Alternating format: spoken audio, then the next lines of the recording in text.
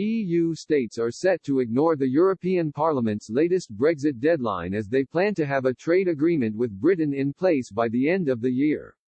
Senior MEPs today called on European capitals to publish plans for so-called provisional application of the Brexit Trade Pact by midnight on Wednesday.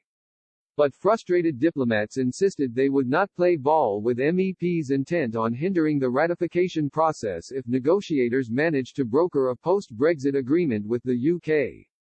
MEPs also set a deadline for the European Council to publish plans to provisionally apply any Brexit trade agreement by midnight on Wednesday. This would allow UK and EU officials to continue negotiating up until December 30 before EU capitals sign off on the pact by email on New Year's Eve.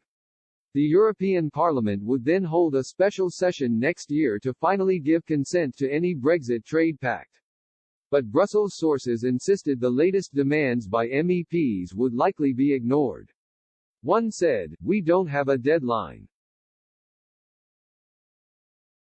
Ratification is no longer possible, so why impose artificial deadlines? With written procedure we can do a deal as late as December 30.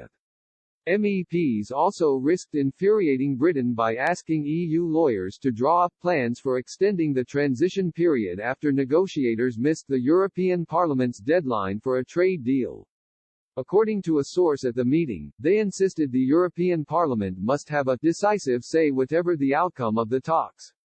But British officials instantly rejected the latest plans hatched in Brussels, insisting the country will break free from the EU at the end of the year.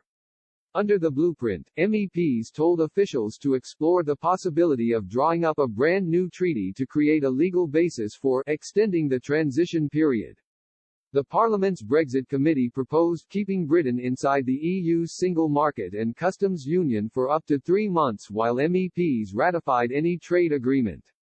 One insider said, any new arrangement would need unanimity from EU member states and officials are groping at various ideas for a legal basis.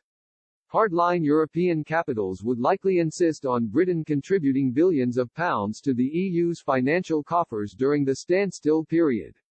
The source said this was a favoured approach by the EU Parliament decision-makers. Downing Street will reject the proposal if officially tabled by Brussels in the coming days. A UK spokesman said, "We've clearly set out the reasons that we will not extend the transition period.